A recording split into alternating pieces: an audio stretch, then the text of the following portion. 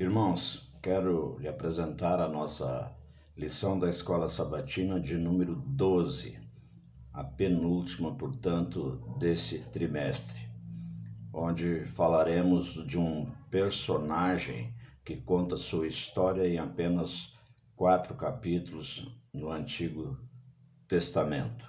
Profeta Jonas, um profeta inquieto, diz a nossa lição. Então veja, Deus disse a Jonas: "E você não acha que eu deveria ter muito mais compaixão da grande cidade de Nínive, em que há mais de 120.000 pessoas que não sabem distinguir entre a mão direita e a mão esquerda, e tem lá também muitos animais?" Qual é o contexto desse versículo? Jonas 4, versículo 11. Deus queria que Jonas fosse para Nínive pregar das suas verdades, o seu evangelho para aquela população, né? Que ele fala em 120.000 ali. E Jonas, relutando, não queria ir e fugia de Deus por isso. Então foi quando Deus pronunciou isso. Você não acha que é muito mais importante você ir para lá, em outras palavras, né? Que lá tem 120.000 pessoas do que apenas tu te revoltares e fugires de mim? Quer dizer, nós às vezes aprontamos nesse sentido também, né, meu irmão? Você não acha melhor ir na igreja assistir um culto a ficar em casa olhando televisão? Não sei. Não é julgamento, é apenas um comentário e você é que sabe a decisão que deve tomar. Neste caso aqui, Jonas queria descanso para ele da maneira dele. Uma das histórias mais interessantes da Escritura é a de Jonas, um profeta de Deus chamado pelo Senhor, mas que fugiu do chamado. Isso, nós temos essa tendência também, irmãos, de fugir muitas vezes de um chamado, seja ele simples ou não. Como vocês podem notar, esse então é um pequeno flash da vida de Jonas, que naquele momento não estava feliz e chegou até a clamar ao Senhor, então, né, que tirasse sua vida, porque ele achava então, naquele momento, ele achava melhor morrer do que viver, né? Então ele estava mesmo bastante angustiado com a lição que ele aprendera nesse episódio, querendo ser feliz e ter descanso por ele próprio, sem ouvir as determinações de Deus. Então, nessa semana, meus irmãos, nós vamos dissertar um pouco mais, examinar a história de Jonas e o que podemos aprender com sua inquietação e falta de paz. Amém?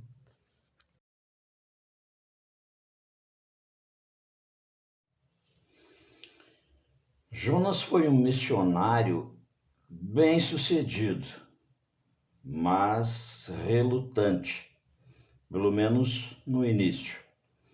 Ao invés de colocar o jugo de Deus sobre os seus ombros, Jonas decidiu encontrar seu próprio descanso. E nós, irmãos, também fazemos isso muitas vezes. Ao invés de ouvir a voz de Deus, ao invés de ouvir o Espírito Santo, nós fazemos aquilo que nós particularmente achamos o mais correto. Jonas tentou fugir, etc., mas Deus o alcançou, né? Então veja que onde Jonas esperava encontrar paz e descanso do chamado de Deus? Em um navio para Tarsis. Ele fugiu então para lá, mas a presença do Senhor o alcançou. Então veja, irmão, que nós não, irmãos e irmãs, nós não primeiro não devemos, segundo nós não podemos fugir de Deus, daquilo que Ele tem preparado para você e para mim, do propósito de Deus para a sua e para a minha vida. Ele achou que estaria em paz, feliz, no descanso, lá em Tarsis, pois ele nem chegou lá. E você conhece a história, ele chegou a pedir, né, me jogue no mar. E ele foi jogado, aí você conhece a história, né, de um grande peixe, que ele teve lá 3 dias, etc, etc e tal. Mas onde o moral dessa história é que você deve obedecer às ordenanças de Deus, não de homens, não de pastores, mas de Deus. O que Jonas, a princípio, não quis fazer. Claro que depois ele concordou e por isso a gente pode dizer que ele foi um missionário bem sucedido.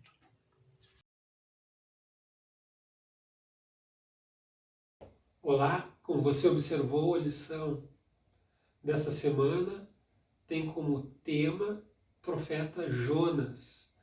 E o estudo de hoje ele aborda justamente isso, um descanso de 3 dias.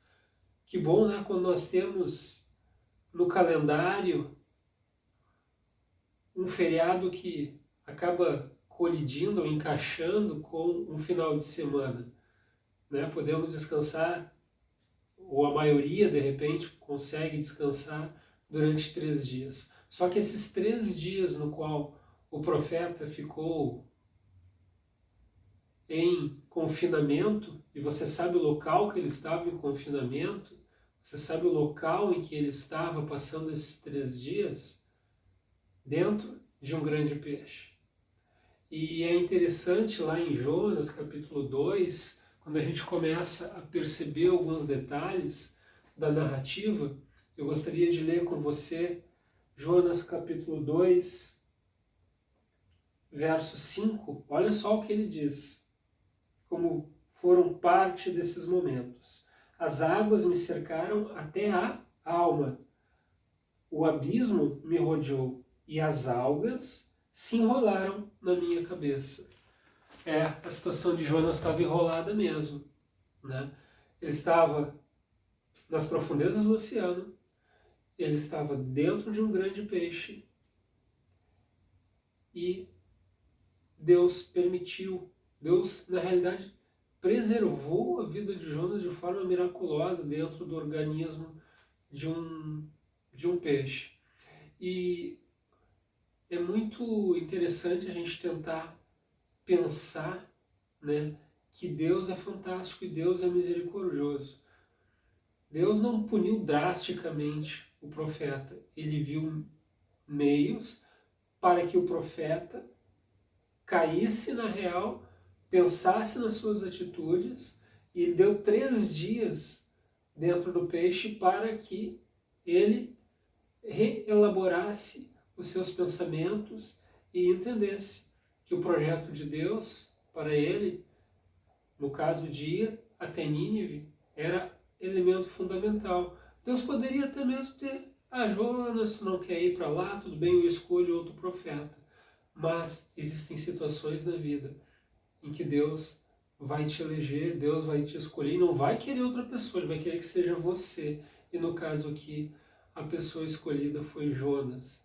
Ele precisou aí de 3 dias de descanso para entender qual era a vontade de Deus, qual era a necessidade que ele, Jonas, tinha para ir até Nínive, levar essa mensagem que você vai acompanhar nos próximos momentos.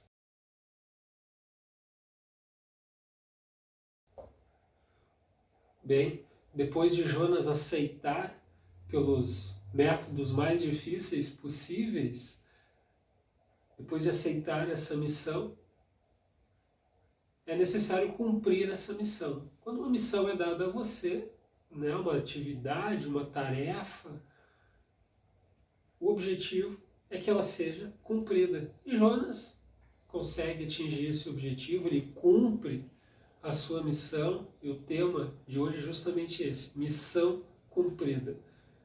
E a gente não sabe exatamente a disposição de Jonas no sentido de percorrer a cidade e levar toda aquela mensagem de advertência. Alguns até podem pensar que Jonas cumpriu por mera obrigação. Tá bom, vou lá, vou falar tudo que eu tenho que anunciar e a minha parte eu faço. E eu acredito que tenha sido mais ou menos assim, né, dentro da lógica textual do livro de Jonas, o enredo que essa história vai tomando, a gente vê que eu acho que ele pregou realmente assim com... Tá bom, é isso que eu tenho que fazer, então eu vou fazer. E Jonas, de forma bem orientada, porque Deus deu as instruções, o que ele deveria fazer, o que ele deveria anunciar. E eu gostaria de ler com você uma passagem agora da Bíblia que fala justamente isso lá no capítulo 3. Olha só que interessante, está lá no verso 5. Jonas, capítulo 3, verso 5. Os ninivitas creram em Deus, olha só, eles creram em Deus e proclamaram um jejum e vestiram-se de panos de saco, desde o maior até o menor. Olha só, Jonas parece que não tinha dimensão do que as suas palavras, e mais do que suas palavras, do que o que significa, né, a advertência dada por Deus. Nada mais, nada menos do que o povo mais hostil da época, o povo mais cruel, a nação mais guerreira, mais perversa, acaba se convertendo, reconhecendo a advertência, reconhecendo que as palavras de Jonas, que nada mais eram do que a representação do desejo de Deus, tinham surtido efeito. O que nós acabamos de ler? Que desde o maior até o menor, ou seja, todas as faixas etárias foram atingidas pela manifestação de arrependimento, e a Bíblia coloca aqui panos de saco, que é justamente uma maneira humilde. Quem é que gostaria de utilizar panos de saco que não são as vestes, não são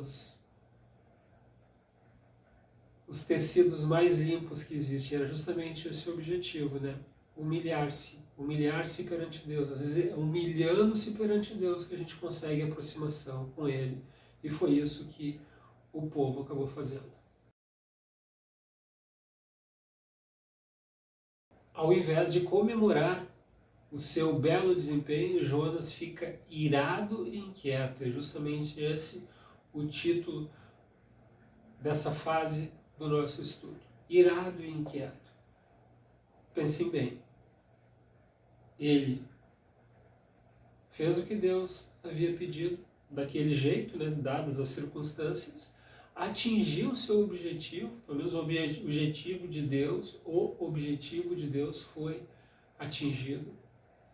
As pessoas manifestaram arrependimento, e o interessante é que o arrependimento ele parte do comando da cidade, o governante da nação, mas Jonas, ao invés de vibrar, de ficar contente e motivado com tal fato, puxa vida, através de Deus eu consegui passar uma mensagem de advertência, e essa mensagem de advertência foi aceita pela nação.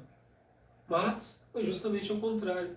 Jonas ficou irritado, porque eu acho, e muitos comentários atuam no seguinte sentido, de que Jonas tinha expectativa de que Deus viesse a punir rigorosamente aquela nação, e de fato merecia, mas nós não podemos esquecer que nosso Deus é um Deus que dá oportunidades.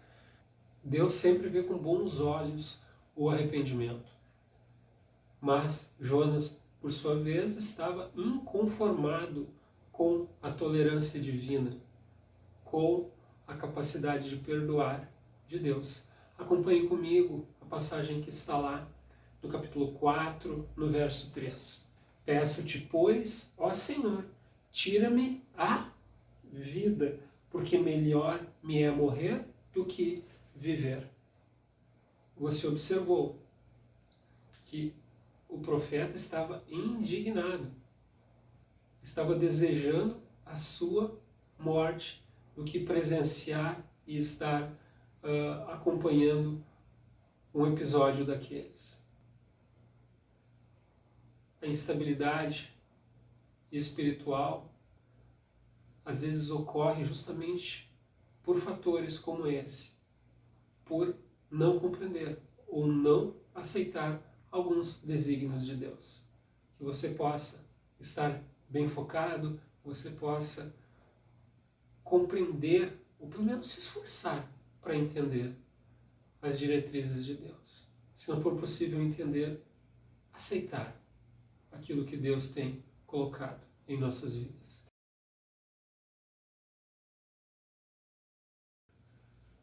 O próximo tópico fala justamente dentro do seguinte tema: uma rua de mão dupla. O que é uma rua de mão dupla? É uma rua que opera nos dois sentidos. Trânsito vai, trânsito vem. Mas o que isso tem a ver com a história de Jonas? E o nosso estudo deixa bem claro de que Nínive precisava de Jonas, precisava de Deus, mas Jonas também precisava daquela missão. Jonas precisava daquela tarefa. Nínive aprendeu algumas coisas do caráter de Deus e Jonas também aprendeu algumas coisas do caráter de Deus. Por isso que a lição fala numa rua de mão dupla. E Deus atua nessas questões de forma sublime. Não existe apenas um único sentido, uma única aplicação dentro de uma história. Jesus, por exemplo, quando utilizava as suas parábolas, nós podemos tirar não apenas um ensino, aquilo que era a essência da parábola, mas ela percorre a nossa mente de forma que a gente consegue captar muitas outras dimensões de cada episódio da vida de Jesus. E Deus opera justamente dessa forma. Deus não utiliza apenas uma rua em um único sentido, Deus utiliza avenidas em diversos sentidos para que o nosso entendimento possa ser mais completo, mais amplo, mais aprimorado. Eu gostaria de ler com você agora. Vamos ler juntos uma passagem que está lá no verso 21 do livro de Judas, que diz assim: mantenham-se no amor de Deus, esperando a misericórdia do nosso Senhor Jesus Cristo, que conduz para a vida eterna. Olha só, misericórdia e vida eterna. Já pensou se isso não existisse? Se esses atributos de Deus não tivessem à nossa disposição? Eles estavam à disposição de Nínive. Eles estavam à disposição de Jonas e eles continuam à nossa disposição. Faça muito bom uso desse presente que Deus concede para cada um de nós.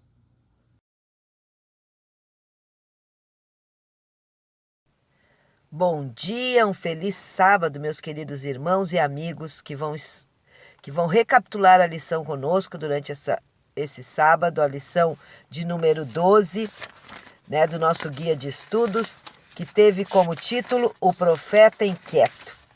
A história de Jonas, né? O profeta que era um grande missionário, mas decidiu que não iria a Nínive, né? Que não iria ir lá pregar para esse povo. Porque no contexto da história da época, os ninivitas eram pessoas muito, muito, muito agressivas. Eles eram muito maldosos, eles eram rancorosos, mas eles eram maldosos mesmo. Ele tinha muita maldade nas suas conquistas, né?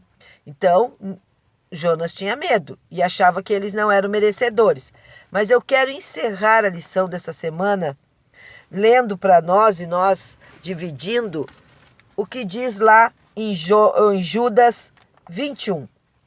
Em Judas 21, que diz assim: conservai-vos a vós mesmo no amor de Deus, esperando a misericórdia do nosso Senhor Jesus Cristo para a vida eterna.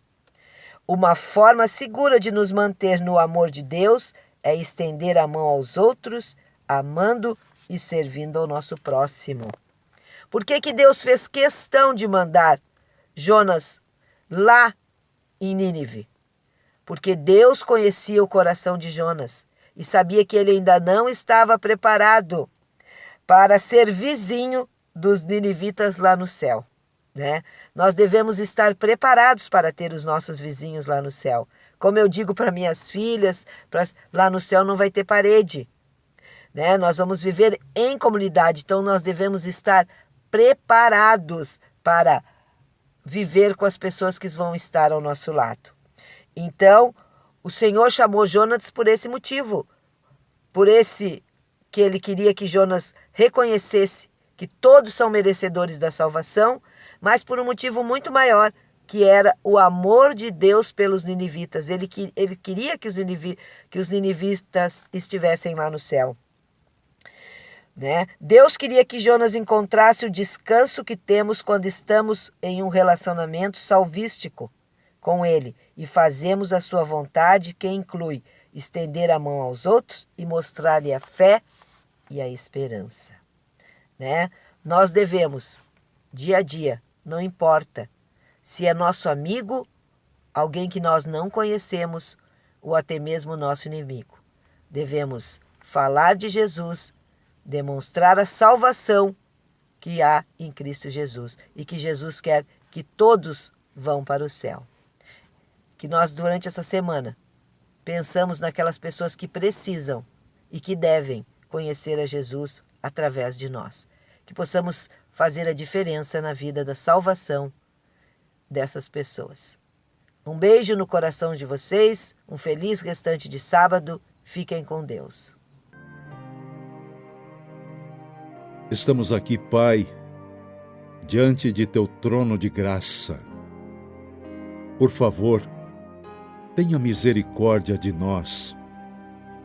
Ajude-nos a superar as montanhas de obstáculos que temos pela frente.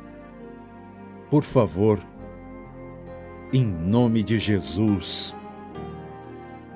Amém.